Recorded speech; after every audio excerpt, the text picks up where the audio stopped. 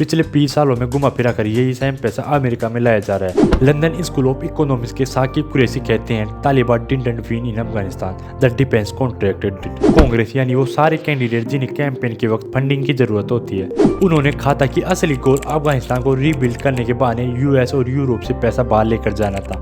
अफगानिस्तान बस एक जरिया था, गोल एक सक्सेसफुल वॉर कभी था ही नहीं। गोल था एक एंडलेस वॉर। जिस वॉर से अमेरिका को इतना ज्यादा प्रॉफिट हुआ, उस वॉर से ऐसे भागना कि कोई लेना देना ही नहीं है। देखिए, ग्लोबल पॉलिटिक्स में कोई परमानेंट दोस्त, कोई परमानेंट अलाई नहीं होता है तो बस प्रॉफिट, लॉस और एक पर्सनल इंटरेस्ट। आपने आयरन मैन मूवी देखी होगी, क्या आपको सबसे पहला सीन याद है? टोनी स्टार को जब कुछ एक्सट्रीमिस्ट पकड़ लेते हैं तो उसे एक शॉकिंग फैक्ट दिखता है, और वो ये कि ये एक्सट्रीमिस्ट उसी कंपनी के वेपन यूज कर रहे हैं जो कि उसके सबसे बड़े क्लाइंट्स है। वो टिप ये एक फिक्शन नहीं, एक रियलिटी है। अमेरिका को हम एक सुपर पावर मानते हैं, लेकिन क्या आपको पता है कि दुनिया में जो भी हथियार है, जो भी वेपन ऑफ आर्म डिस्ट्रक्शन है, उसमें से 37% अमेरिका से आते हैं। अफगानिस्तान में भी आपने तो देखा ही होगा, जाते जाते अमेरिका ने तालिबान के लिए कई वेपन्स, एयरक्राफ्ट हम ही छोड़ दिए हैं। In this video let's understand कैसे अमेरिका हर वॉर से प्रॉफिट कमाता है और क्यों कोई भी अमेरिकन पॉलिटिशियन वॉर को रोकने के लिए कुछ नहीं करता। इन फैक्ट्स को लोगों तक पहुंचाने में हमारी हेल्प कीजिए, और अगर आप चैनल पर नए हैं तो चैनल को सब्सक्राइब जरूर कीजिए ताकि आप ऐसे और इंटरेस्टिंग वीडियो देख सके।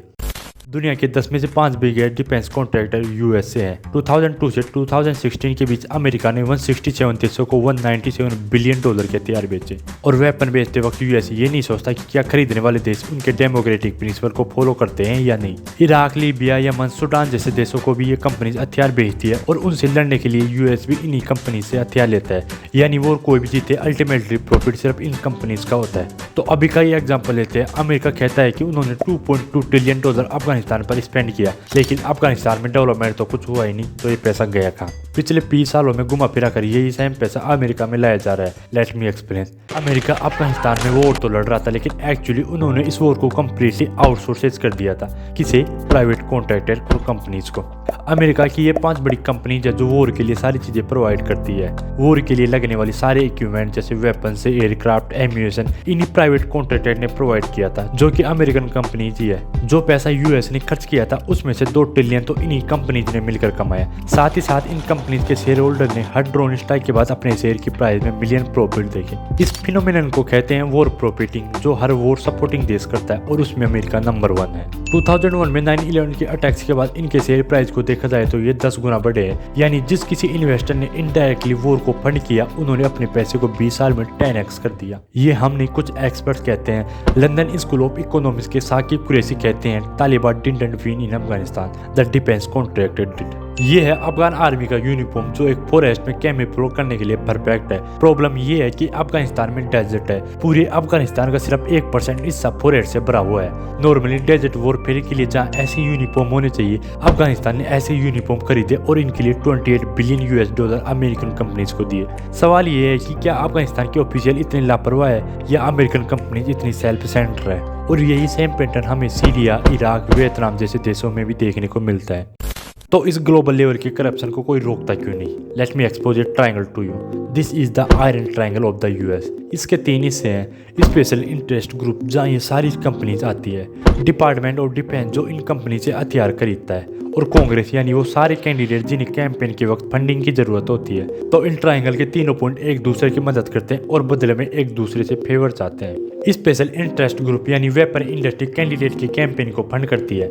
फॉर एग्जांपल 2016 के इलेक्शन में लोकल मार्टिन नाम की कंपनी ने डेमोक्रेटिक कैंडिडेट को इन टोटल $2.2 मिलियन फंड किए थे, और at the same time Republic candidate को $1.9 मिलियन दिए थे। ये फंडिंग एक इंसेंटिव बनती है कि जब उनके कैंडिडेट चुन के आते हैं तो वो डिफेंस बजट को पुश करते हैं, तब अल्टीमेटली वेपन इन्हीं कंपनी से खरीदे जाते हैं।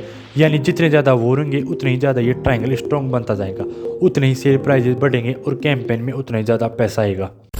इस पूरे हिस्से में सबसे आउटसोर्सेज बात क्या है पता है? कि अफगानिस्तान के पूरे ह्यूमन मेड क्राइसिस में एक काफी सेल्फिश मोटिव था, और वो था टैक्स बचाने का मूड। विकीलीक्स के फाउंडर ने 10 साल पहले ही इस बात को एक्सपोज किया था। उन्होंने कहा था कि असली गोल अफगानिस्तान को रीबिल्ड करने के बहाने यूएस और यूरोप से पैसा बाहर लेकर जाना था। अफगानिस्तान बस एक जरिया था, गोल एक सक्सेसफुल वॉर कभी था ही नहीं। गोल था एक एंडलेस वॉर। जो बाइडेन ने फेमसली लिखा था, अमेरिकन लोगों को एक ऐसी वॉर में लड़ने और मरने की कोई जरूरत नहीं जो वॉर खुद अफगान लोगों की लड़ना नहीं चाहते। So I want to ask mister Biden a question. ये लोग जिन्हें आप देख रहे हो, जो अपनी जान की परवाह न करते हुए प्रोटेस्ट कर रहे हैं, अपनी फ्रीडम की डिमांड कर रहे हैं, क्या ये लोग सिर्फ अमेरिकन हथियार थामे नहीं इसलिए वो वॉरियर नहीं है? जिस वॉर से अमेरिका को इतना ज़्यादा प्रॉफिट हुआ, उस वॉर से ऐसे भागना की कोई लेना देना ही नहीं है। सी, इस वीडियो का रीजन ये है कि एक पॉपुलर कल्चर के थ्रू हम यूएस को एक लीडर, एक आइडियल देश, एक हीरो मानते हैं, डेमोक्रेसी और फ्रीडम का एक कॉर्नर स्टोर समझते हैं। लेकिन जब हम इस देश की असलियत को समझते हैं, तब उसके असली सच को जानने लगते हैं। देखिए, ग्लोबल पॉलिटिक्स में कोई परमानेंट दोस्त, कोई परमानेंट अलाई नहीं होता है तो बस प्रॉफिट, लॉस और एक पर्सनल इंटरेस्ट। इसलिए हर देश को अपने दोस्त काफी केयरफुली चुनने चाहिए। तो बस आज की वीडियो में इतना ही। आई होप आपको ये वीडियो अच्छा लगा होगा। वीडियो अच्छा लगा तो वीडियो को लाइक, शेयर और चैनल को सब्सक्राइब करना ना भूलें।